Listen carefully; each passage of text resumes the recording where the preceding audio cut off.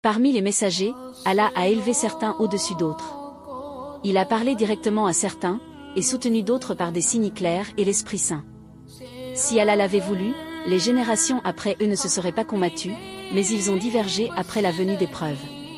Allah fait ce qu'il veut. Ô vous qui croyez, dépensez de ce que nous vous avons accordé. Avant qu'arrive un jour où il n'y aura ni commerce, ni amitié, ni intercession. Les injustes sont les véritables perdants. Allah, il n'y a de divinité que lui. Il est le vivant, celui qui subsiste par lui-même. Ni somnolence ni sommeil ne le saisissent. À lui appartient tout ce qui est dans les cieux et sur la terre. Qui peut intercéder auprès de lui sans sa permission? Il connaît ce qui est devant eux et ce qui est derrière eux.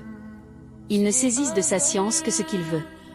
Son autorité s'étend sur les cieux et la terre, et leur préservation ne lui cause aucune fatigue. Il est le Très-Haut, l'immense. Il n'y a aucune contrainte en religion. La voie droite se distingue clairement de l'égarement. Celui qui renie le faux et croit en Allah s'accroche à un lien solide qui ne se rompt jamais. Allah entend tout et sait tout. Allah est le protecteur des croyants. Il les fait sortir des ténèbres vers la lumière. Quant à ceux qui rejettent la foi, leurs protecteurs sont les fausses divinités, qui les font sortir de la lumière vers les ténèbres. Ils sont les gens du feu, où ils demeureront. N'as-tu pas vu celui qui disputait avec Abraham au sujet de son Seigneur? Allah donne la vie et la mort. Abraham répondit, Allah fait lever le soleil à l'est, fais-le donc lever à l'ouest. Le négateur resta sans réponse. Allah ne guide à les injustes. Ou comme celui qui passa près d'un village en ruine et dit, comment Allah va-t-il redonner vie à cela après sa mort? Allah le fit mourir sans temps puis le ressuscita, afin qu'il sache qu'Allah est capable de toutes choses. Abraham dit, Seigneur, montre-moi comment tu redonnes la vie aux morts. Allah dit, n'as-tu pas cru? Il répondit, si, mais pour apaiser mon cœur. Allah lui montra alors un signe clair. Ceux qui dépensent leurs biens dans le chemin d'Allah sont comparables à un grain qui produit 7 épis, chaque épi contenant 100 grains. Allah multiplie à qui il veut. Allah est immense et omniscient. Ceux qui donnent pour Allah, sans faire suivre leurs dons de reproches ou de blessures, auront leur récompense auprès de leur Seigneur. Ils n'auront ni crainte ni tristesse. Une parole bienveillante et un pardon valent mieux qu'une aumône suivie d'un tort. Allah se suffit à lui-même et il est clément.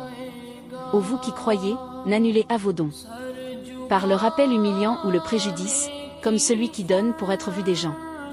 Son œuvre est vaine. Ceux qui dépensent par désir d'Allah et par fermeté intérieure sont comme un jardin fertile, touché par une pluie abondante. Aimeriez-vous voir votre œuvre anéantie au moment où vous en avez le plus besoin? Ainsi Allah vous fait réfléchir. Donnez du meilleur de ce que vous gagnez et de ce que nous faisons sortir de la terre. Allah est riche et digne de louange. Le diable vous promet la pauvreté et vous incite à l'avarice. Allah vous promet le pardon et l'abondance. Allah accorde la sagesse à qui il veut. Celui qui reçoit la sagesse a reçu un grand bien. Tout don ou engagement, Allah le connaît parfaitement. Si vous donnez ouvertement, c'est bien. Si vous donnez discrètement aux pauvres, c'est encore meilleur pour vous. Ce n'est pas à toi de guider les cœurs. Allah guide qui il veut. Tout bien que vous donnez, c'est pour vous-même. Les dons sont destinés aux pauvres retenus dans le sentier d'Allah, dignes et discrets. Ceux qui donnent de nuit et de jour, en secret et en public, auront leur récompense auprès de leur Seigneur. Ceux qui pratiquent l'usure se lèveront comme frappés de folie. Allah a permis le commerce et interdit l'usure. Allah anéantit l'usure et fait fructifier l'aumône. Ceux qui croient, accomplissent la prière et donnent l'aumône auront leur récompense. Ô vous qui croyez, craignez Allah et renoncez à ce qui reste de l'usure. Si vous n'y renoncez pas, alors attendez-vous à une guerre de la part d'Allah et de son messager. Mais si vous vous repentez, vous garderez votre capital. Si le débiteur est en difficulté, accordez-lui un délai. Et faire preuve de charité est meilleur pour vous. Craignez le jour où vous serez ramenés vers Allah. Chaque âme sera rétribuée équitablement. Ô vous qui croyez, lorsque vous contractez une dette à terme, écrivez-la. Agissez avec justice et précision. Allah vous enseigne ce que vous ne saviez pas. Si vous êtes en voyage, Et ne trouvez pas de scribe, un dépôt peut être confié. Respectez la confiance. Allah connaît ce que vous faites. À Allah appartient tout ce qui est dans les cieux et sur la terre. Il tient compte de ce que les cœurs cachent ou révèlent. Le messager croit en ce qui lui a été révélé, ainsi que les croyants. Tous croient en Allah, à ses anges, à ses livres et à ses messagers. Ils disent, nous avons entendu et nous avons obéi. Allah n'impose à aucune âme une charge supérieure à ses capacités.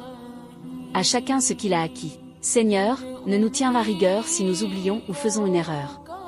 Ne nous impose pas un fardeau trop lourd. Efface nos fautes, pardonne-nous et fais-nous miséricorde. Tu es notre protecteur, accorde-nous la victoire sur les injustes. Tu viens d'écouter la fin de la sourate Al-Baqarah. Des paroles de protection, de miséricorde et de lumière. Que ces versets apaisent ton cœur, renforcent ta foi. Et t'accompagnent dans chaque épreuve.